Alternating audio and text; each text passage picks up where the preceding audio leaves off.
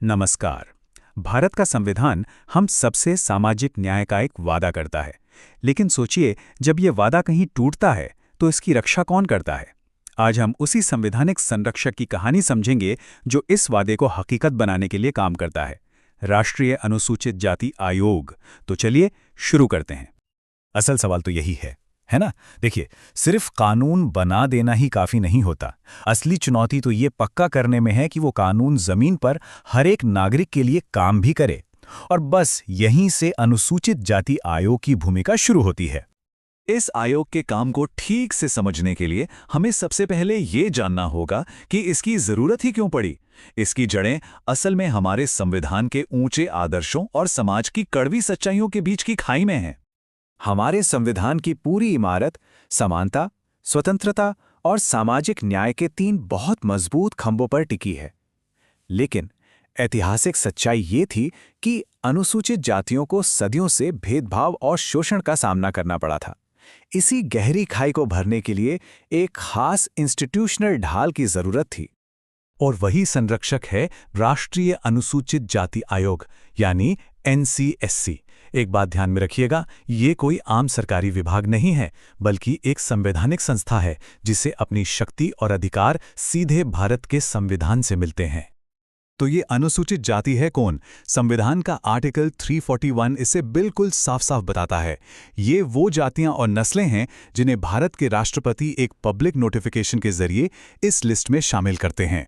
परिभाषा में कोई कंफ्यूजन नहीं है। अच्छा, एक दिलचस्प बात यह है कि ये आयोग हमेशा से ऐसा नहीं था। 2003 से पहले SC और ST दोनों समुदायों के लिए एक जॉइंट कमीशन हुआ करता था।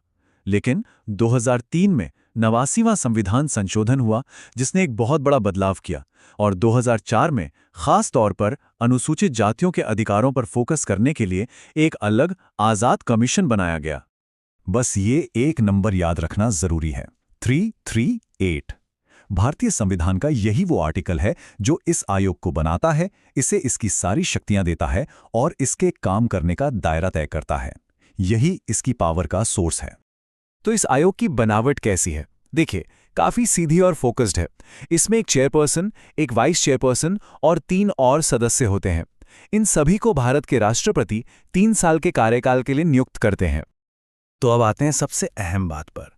ये आयोग कागज पर तो बहुत शक्तिशाली लगता है, पर असल में करता क्या है? इसके दिन प्रतिदिन के काम क्या होते हैं? चलिए देखते हैं। आयोग के काम का दायरा बहुत ही बड़ा है।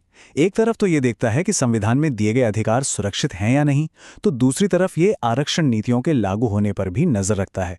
ये भेदभाव की शिकायतों की गहराई से जांच करता है, सरकारी योजनाओं का क्या असर हो रहा है उससे परखता है, पॉलिसी पर सरकार को सलाह देता है और अपनी रिपोर्ट सीधे राष्ट्रपति को सौंपता है।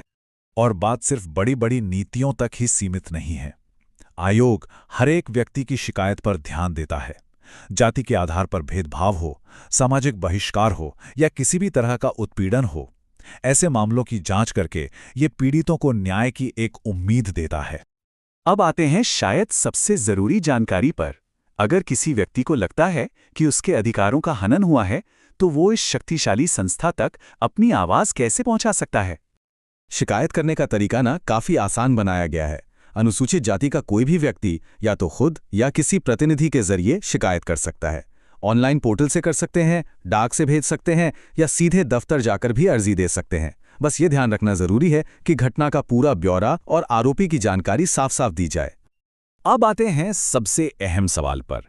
देखिए, किसी भी संस्था की असली ताकत को समझने के लिए उसकी शक्तियों के साथ साथ उसकी सीमाओं को भी जानना बहुत जरूरी है। तो चलिए एक अनबायस्ड नजरिया देखते हैं। ये एक बहुत बहुत बड़ी शक्ति है। जब आयोग किसी मामले की जांच कर रहा होता है तो उसे एक दीवानी अदालत यानी एक सिविल कोर्ट के बराबर के अधिकार मिल जाते हैं। ये सिर्फ एक सलाहकार कमेटी नहीं रह जाती। इसका मतलब क्या हुआ? इसका मतलब यह है कि आयोग भारत के किसी भी कोने से किसी भी अधिकारी या व्यक्ति को पूछताछ के लिए बुला सकता है, किसी भी जरूरी दस्तावेज को पेश करने का आदेश दे सकता है, हलफनामे पर सबूत ले सकता है और किसी भी सरकारी दफ्तर के रिकॉर्ड की जांच कर सकता है। ये जांच के लिए बहुत मजबूत अधिकार हैं। और यहीं पर हमें इसकी सबसे बड़ी ताकत और इसकी सबसे बड़ी सीमा के बीच का फर्क समझना होगा। आयोग के पास जांच की जबरदस्त शक्तियां हैं, ये सच है, लेकिन ये किसी अपराधी को सजा नहीं दे सकता। इसके फैसले कानूनी रूप से बाइंडिंग नहीं होते। इसकी भूमिका सिफारिश करने की है, मतलब ये संबंधित विभाग को कार्रवाई करने के लिए कह सकता है। तो सवाल ये उठता है कि अगर आयोग के आदेश मानने के लिए कोई कानूनी तौर पर मजबूर नहीं है, तो फिर इसका असली फायदा क्या है? इसका जवाब इसकी भूमिका और हम सबकी जागरूकता में छिपा है।